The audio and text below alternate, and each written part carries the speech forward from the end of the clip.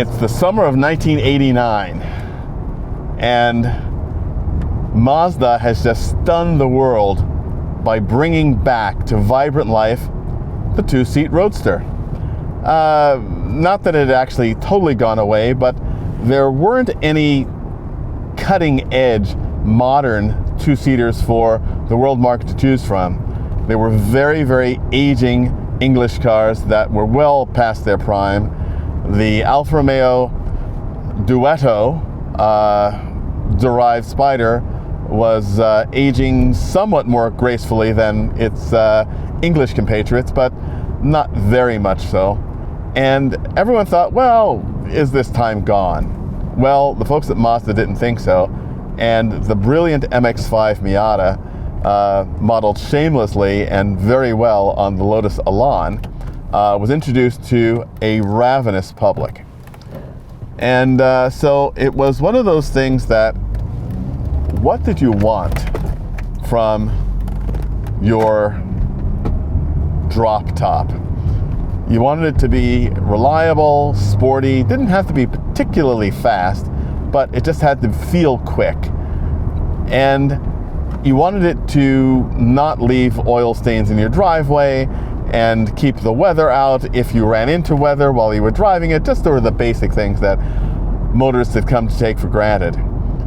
Now, fast forward just a few years, and Mercedes-Benz, a company certainly known globally for the range of their products, from taxi cabs to limousines, but known in the US really as a upper-end purveyor of sedate sedans and carefully hand-built 5-passenger coupes and convertibles, and of course the range-topping SL, a very expensive sort of Luxo cruiser GT car for the very well-to-do in places like Palm Springs, Palm Beach, all the Palms.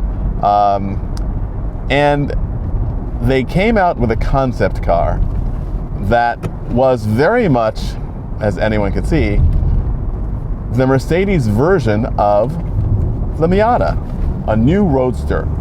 Small, although it's very interesting to think about the SLK, which was introduced in 1996, which certainly felt like a small car, believe it or not, rides on the same wheelbase as the 190 SL and the 300 SL Roadster, which is very, very interesting. It certainly feels a much smaller car than those cars, but nonetheless, this was the trick. I'm riding in this car, as solid as can be, a silent coupe.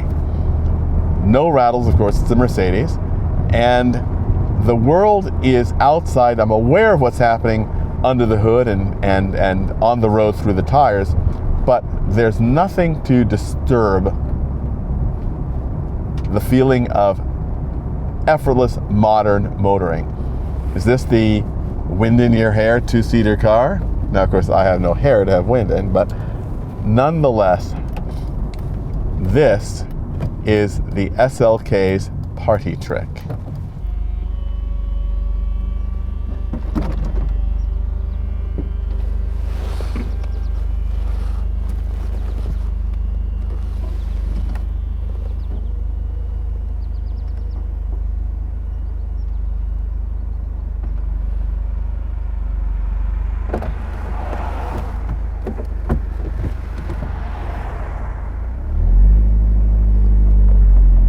In the space of a traffic light, all of a sudden we have an open roadster.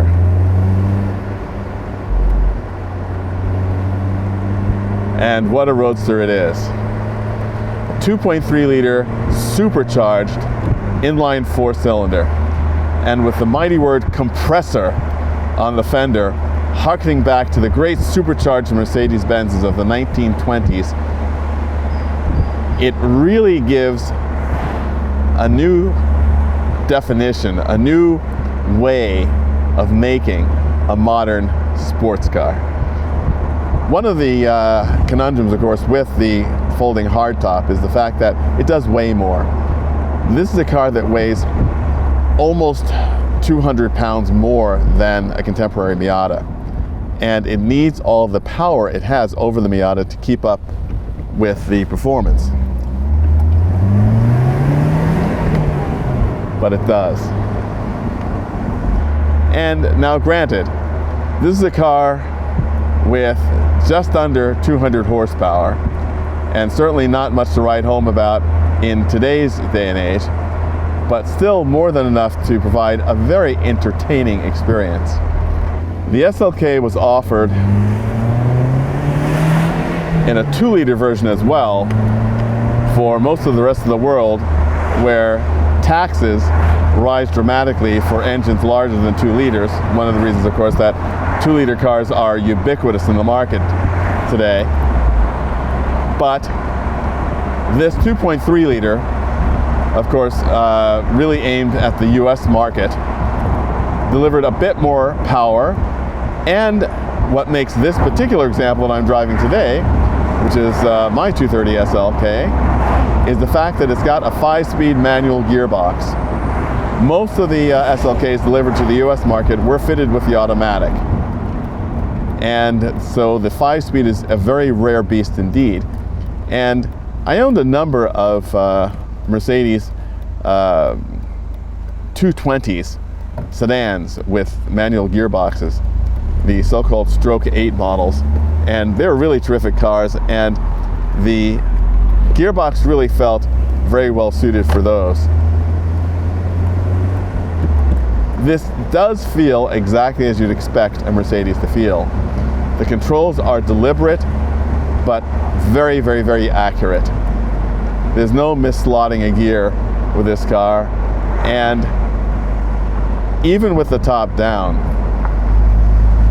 there's a solidity about it that just screams Mercedes. Now, of course, after this car was introduced, there was the great merger between Mercedes and Chrysler, Daimler-Benz and Chrysler, forming Daimler-Chrysler. And this platform, actually all these parts, 85% of them, were also used in a Chrysler version of this car called the Crossfire.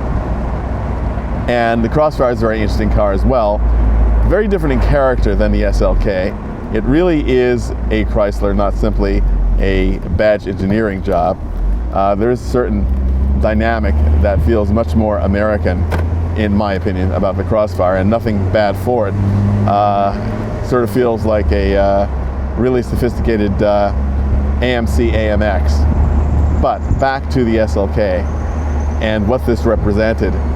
The patented Vario roof, which is this roof that went down in sections as opposed to a complete roof going into the trunk, allowed for a much larger storage area underneath the special cover to protect the top than was heretofore allowed in a hardtop convertible. And it really was the start of an entire generation of cars. Now, I often talk about the fact that we're really bad at predicting cars, and apparently there was an article in the New York Times around 2006 saying that with these new hardtop convertibles, I think that we've finally seen the end of the soft top. The canvas top is dead. Well, as we'll see in just a few minutes, the canvas top is certainly not dead. It's making a great return, which I think for a lot of people should also let them know that perhaps we haven't seen the last of the manuals, the last of the internal combustion engines, the last of anything. Things have a way of cycling back in a very interesting way. But for me, this car is the perfect companion because it's got that open air feeling, and this is an early enough car where the windshield doesn't come all the way back so far that you don't feel that you're in the air. It's comfortable, it's spacious, and with the top up, it actually has a very good capacious trunk. And with the top down, it certainly is usable enough to take a weekend trip in. And of course, you know my famous weekend trip definitions. But this is really an interesting car too, because it delivers power in a way that is thoroughly Mercedes-Benz, yet really suits the segment.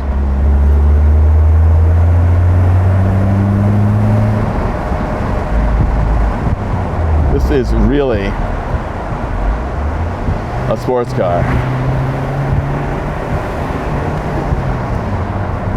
Love the sound of this car. It's, I think, a great complement to both manufacturers to say that this is very much a German Miata, a Mercedes Miata.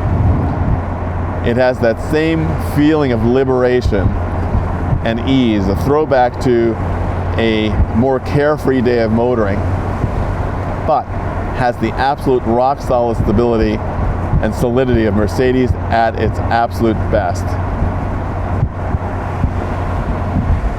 People often talk about cars that they would keep forever. I can't imagine giving this car up anytime soon. I came about it in a very interesting way. I was going to buy this car years ago, right before I was moving to California, and I elected not to because I was planning to drive across the country. I thought, well, maybe this is a little too small to drive across the country in.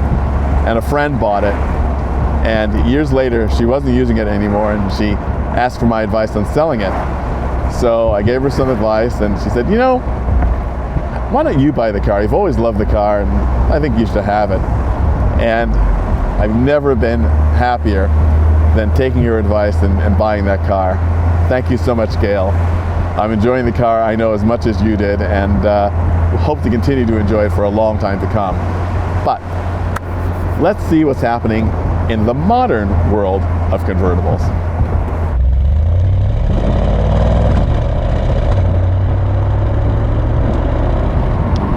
So now we're in the future, which is the present.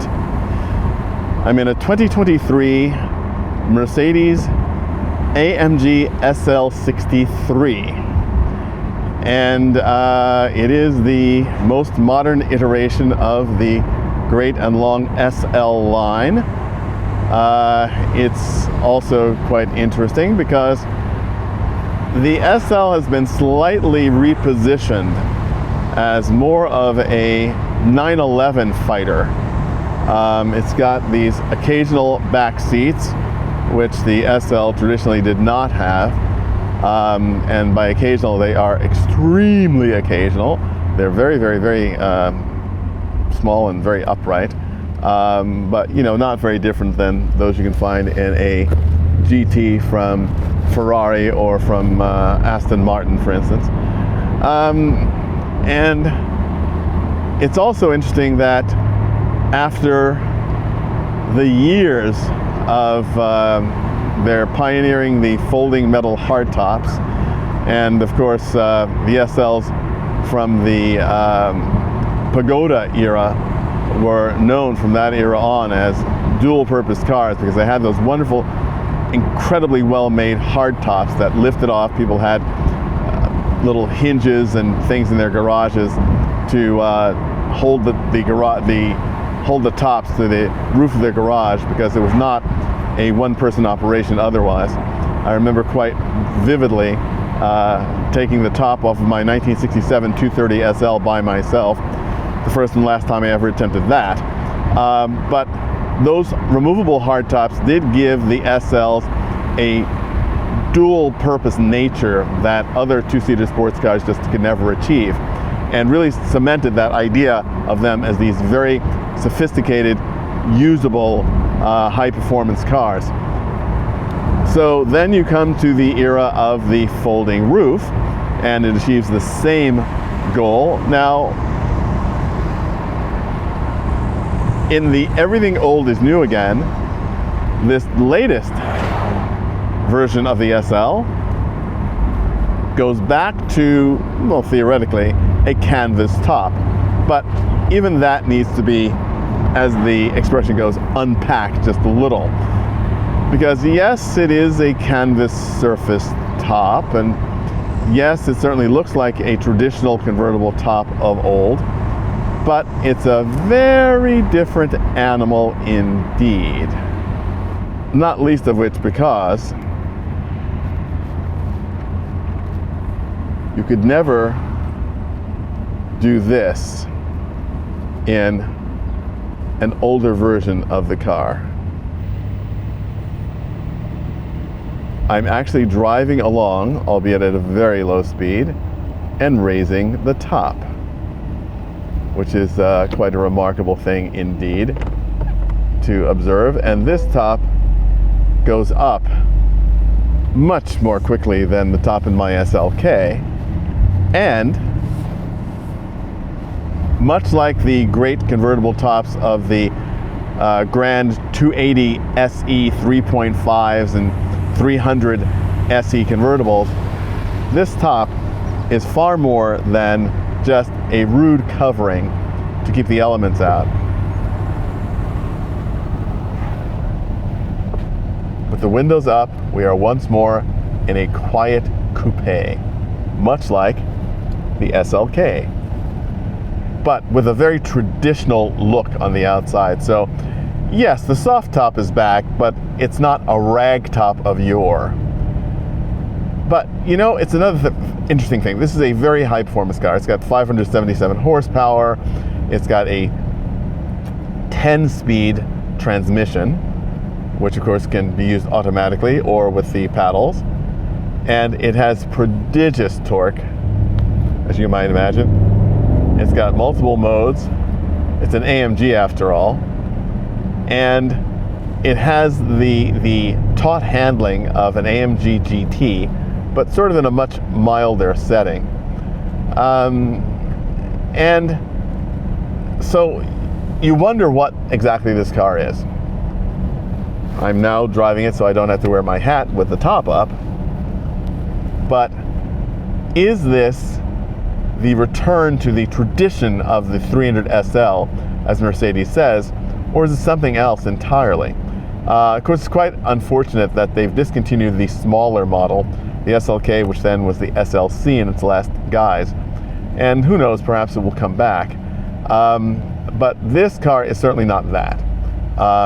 This is closer to the SLC, dare I say, the great coupe that was done alongside the 380 and 450 SL. A wonderful car, a great rally car in its time. And this car has obviously prodigious performance, but it also has great comfort. You can definitely see this car as an alternative to a Porsche 911. It's got a base price of just about $180,000, which is not inexpensive, but for the performance that you get, and of course the build quality, it's a fair price, I think. But again, I'm going to come back to how is this at bringing you the weather? And I think as marvelous as this car is with the top up, and I have to say again, the technology and the build quality of this car is amazing. I had a Jaguar XJS convertible for many years, a car that I absolutely loved, but I really like that car much more with the top down than with the top up. With the top up on the highway, it was really much too noisy to have a conversation, and listening to the radio was even difficult, which was unfortunate because it was such a refined car in every other way. But this is very much the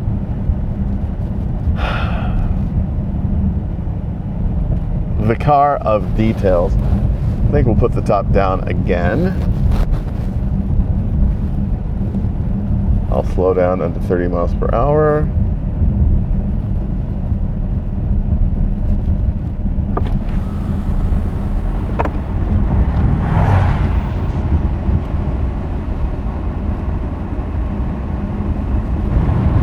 And once again, commune with nature.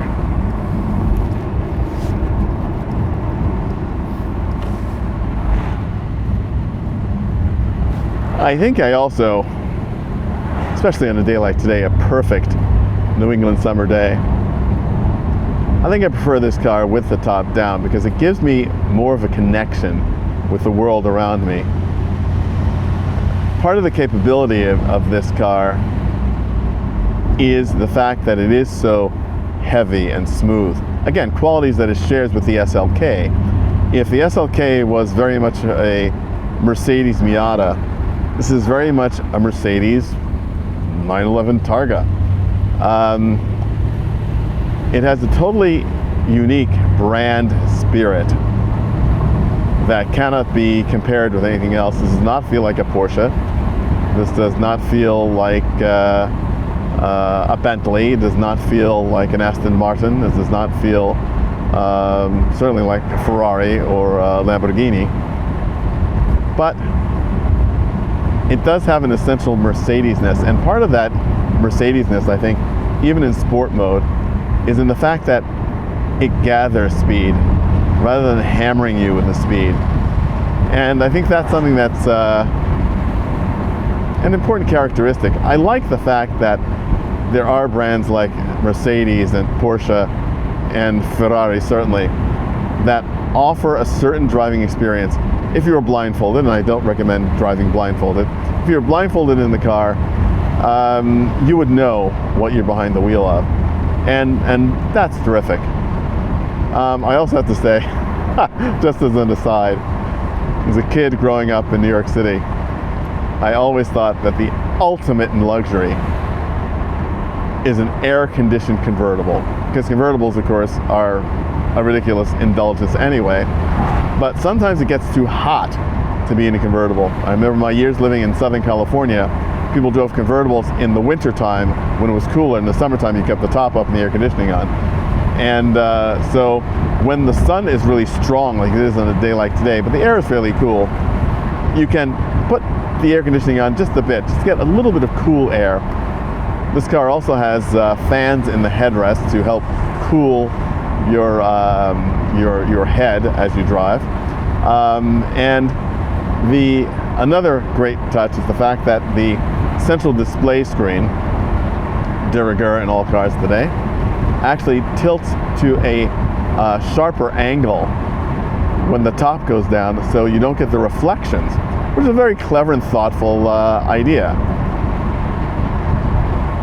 Not that you should be surprised that Mercedes comes up with ideas like that, but this is a very interesting car. The steering wheel, of course, is amazingly complex, and like most modern cars, you have to study the manual very carefully, spend some time exploring the interior, getting to know what all the controls do, where they are. Once you know what they do, then it is great to have these all at thumb's width. Although I feel a little bit like Lewis Hamilton, adjusting the differential bias between front and rear. Because this is an all-wheel drive car, which also gives you a measure of control. Obviously, again, not meant to be a track car. This is meant to be a high-performance street car. Although you could probably have some fun with this in a gymkhana somewhere, as long as you're willing to eat up your tires. And of course, that 10-speed transmission guarantees great gas mileage, which is astonishing to think of the miles that can be achieved in a performance car today, which would be something that would have been the presence of the province of an economy car not that many years ago. It also has probably one of the most unobtrusive heads-up displays I've ever seen. It's just a tiny pair of squares that you can easily forget about in your line of sight, but when you want it, it's right there. Another example of clever design, which is greatly appreciated. So, what is this all about? We'll see in a moment when we can take it on one of our favorite roads and see how it handles my favorite slightly off-camber downhill turn. I have no doubt that it will pass the test beautifully. It's doing everything that it needs to do so well right now. One of the things also, of course, is I mentioned before when I was driving the SLK, the storage and the weight penalty of the folding hardtop. Well, this folding convertible top also takes up quite a bit of space, but the trunk space is actually not bad.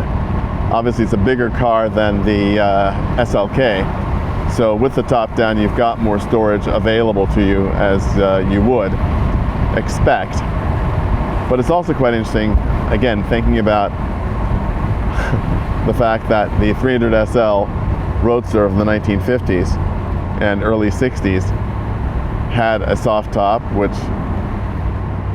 retracted completely under a metal cover out of sight and offered a lot of trunk space. Of course, they had fitted luggage, which is silly, but nonetheless did work. And the fact that the packaging of the fuel tank and suspension, all of that, is so much more complex in a modern car. So that ultimate in storage space is not available here. Although again, the rear seats are good for behind the main seat storage, which is something that we always used to get used to in a two-seater car, like the Alpha Spider or any cars of that nature, where you always had space behind the seats, even the Pagoda SLs. It's even comfortable in the sport mode, which is not too hard on the kidneys and lower back, the way it can be in some cars. You're reminded sort of the idea of padded muscles. That's what this car feels like. You know the muscle is there, but it's not quite on the surface. Gives you a level of sort of ease that you might not expect otherwise. Nothing quite beats a convertible on a beautiful summer day by the ocean. And what's better than a convertible that converts to a totally safe, sound, and dry and quiet environment with the slide of a button. Certainly the best of both worlds. When I think about the automatic, as it were, convertibles of yore, which is exemplified by the Pininfarina design for the Alpha Spider, where you literally stop at the light, reach behind you just your arm's length, and just pull the top up, latch to the corner, and you're on your way. There's nothing quite like that. But if you have to wait for electric servos, then I guess this is the next best thing. The proof is in the eating of the pudding, as they say. And for me, with a performance car, it should perform at all levels. At legal speeds on exciting roads, at extra legal speeds on the track. Wherever you are, the car should give back to what you give in. And this Mercedes is fabulous. Is it a 300 SL? No, I don't think so. But it is very much what it is, an SL63, and that's very satisfying in the context of 2023. Do I miss that hardtop? Yeah, I guess I do. But the canvas is a nice old-time look. And when nostalgia can meet technology, I'm not necessarily opposed to it.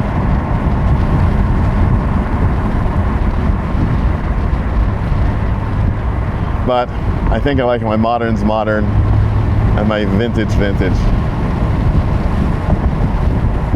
This is a bit of the fun of both.